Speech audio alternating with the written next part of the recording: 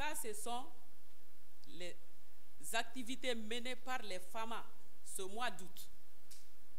Malgré les difficultés qu'ils ont rencontrées, quand même, ils n'ont pas arrêté. Ils ont progressé sur le terrain et ils ont eu à faire un bilan positif très appréciable. Recherche des terroristes, la neutralisation des terroristes, la destruction de leur sanctuaire. Ça n'a pas arrêté parce que c'est le mois d'août. Non, ils ont bien continué le travail. Vous voyez dans le centre de l'opération Maliko, les FAMA ont mené une offensive que vous voyez, c'est au niveau de Boni.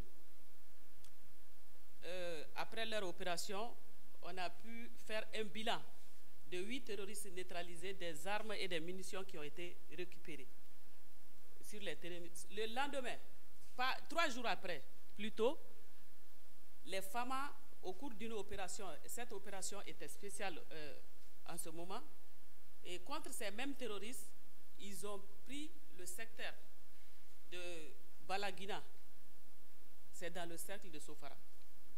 Pour ceux qui connaissent le bilan, à cet endroit aussi, 5 terroristes neutralisés, 4 blessés, dont 2 très graves, parce que maintenant nous avons les moyens de les voir sur le terrain et quand ils emportent leurs blessés, souvent on les poursuit, on le sait. Et puis il y a eu des armes qui ont été récupérées, un PKM et un PM.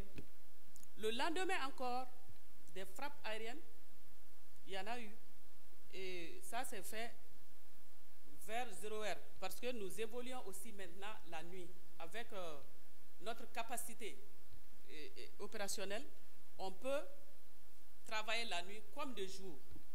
Alors, ces jours-là, il y a eu 2 bases de la Katiba, Serment, dans la forêt de Godoware, située à 30 km au nord-est de Mondoro. Et le bilan est là aussi. Il y a eu 22 terroristes neutralisés, comme vous voyez, dont 10 combattants proches de Ongweba, Oumar Ongwe, chef, qui s'appelle Aboura Ongweba, alias il est Dogon, alias Ouzeifa. Il y a eu 37 blessés qui ont été évacués vers une autre base. Et leur base, quoi, à 19 km au sud-est de Mondoro. 2 véhicules et une trentaine de motos ont été complètement détruits. Ensuite, 2 km au sud-est de Sofara, toujours dans le cercle de Sofara. Ça évolue là-bas parce que c'est leur centre. Et le groupe de Katiba Massina a été touché.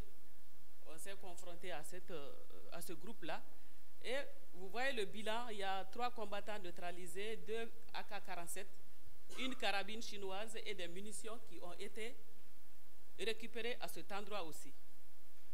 Et le même jour, vers 18h, une mission de reconnaissance offensive a été menée par les FAMA encore, contre plusieurs combattants terroristes de Katiba Serma. Et côté ami, nous avons malheureusement eu 3 blessés. Et côté terroriste, nous avons heureusement eu 7 combattants neutralisés, abandonnés sur place, 3 PKM, 3 AK-47, 1 LRAC, 2 talki-walki, 17 maillons garnis, bien fournis, plusieurs chargeurs d'AK-47 et une quantité importante de munitions. Et les motos aussi ont été brûlées, vous voyez là. Et le lendemain, 19 août encore, à 15h, il y a eu des frappes aériennes. Comme vous savez, aujourd'hui, nous opérons de haut comme de bas. Les FAMA, à la 3e dimension, se battent comme au sol. On a frappé 4 bases de la Katiba, toujours c'est la Katiba Serma qui évolue dans ces lieux-là.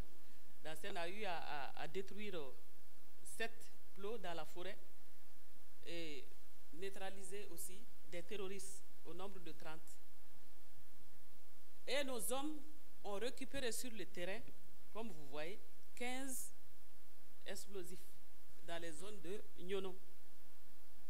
Ces séries d'actions continuent du centre. On est descendu, il y a Nyono, Djabali, tout ça c'est considéré comme le centre. À chaque renseignement, ils sortent pour aller voir ce qui se passe et ils mènent des opérations, nous avons toujours des résultats au final.